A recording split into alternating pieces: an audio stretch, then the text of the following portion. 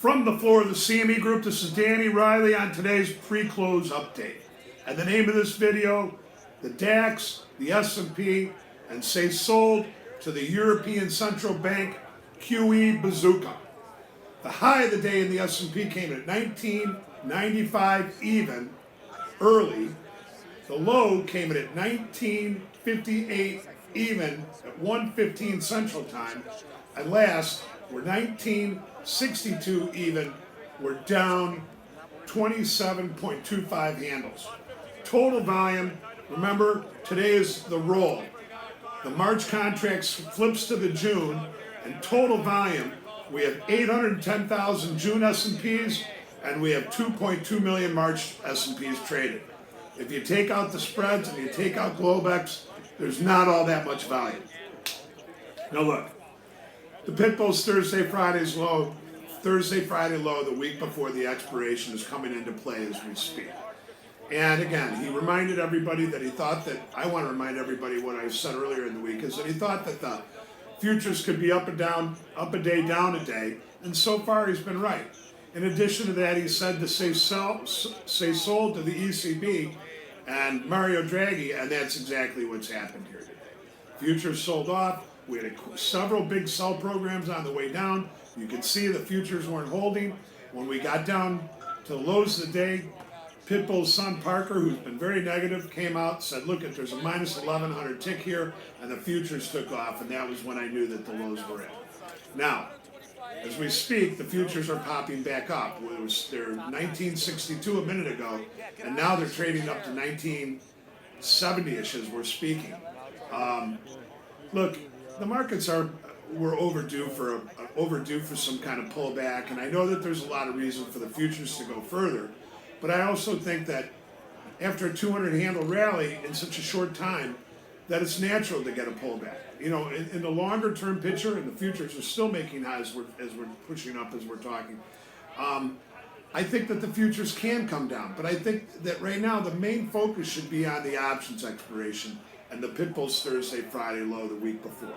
And additionally, the statistics show the S&P cast study for the March quad witch, or the March expiration, are pretty bullish, with the exception of one day throughout the week, which I think are just kind of flattish, not negative, but flattish.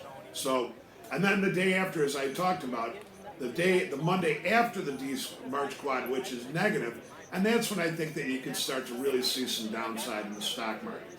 Now, I'm not ruling out that the futures can't go down further today or tomorrow, but we've had a big jolt here on the downside. The NASDAQ futures sold off 100 points from the high to low today. That's a lot of meat on the downside. Now look, I think that it's important that the futures did what they did today. And I guess I started talking about where I thought the next 50 handles were going to be at 1980 in the S&P. When they got up to above even 20 even today, it looked like I was going to be on. But then when they sold off today, it looks like I'm off. But then again, the futures are rallying. And you know, at the end of the day, I think that's the way it's supposed to be played. Big wishes up, big wishes down, and then the market levels off, and we see what the futures are made of as we go into the close. It's my guess, the way they're acting, is that the futures may continue a little higher here into the close. It feels like a lot of people got overly short on the downside, expecting more room on the downside. And as we speak, we continue to keep going up. I can't see the exact price. But that said, you know, earlier in the day, there was all sorts of reason to be short. FANG was down.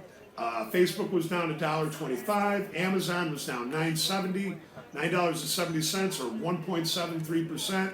Netflix was down $2.13 or 2.19%. The only giveaway in this was Google. Google was up throughout all this.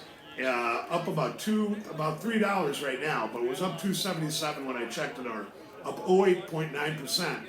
And you know, at the end of the day, I'm just not ready to throw in the towel on my call about where the next 50 handles is. We're going to leave it like that, traders.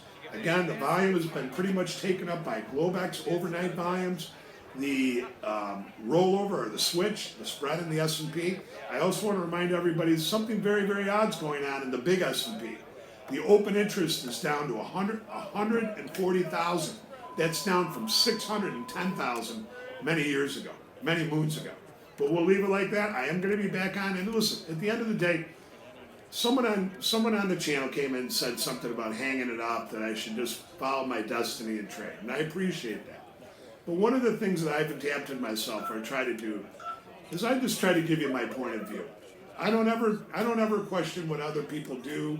I try to keep it within the focus of what I try to do, which is communicate kind of not so much levels or buying and selling, but an actual feel for the trade, for the markets itself. That's what I did on the trading floor for many of the big hedge funds and banks. That's what I still do today for the Pitbull and many other good traders out there. And at the end of the day, it's not up to me to tell you to buy or sell. I'm just trying to give you a little direction on what I think's going on. We'll leave it like that. We'll see you tomorrow on the opening print.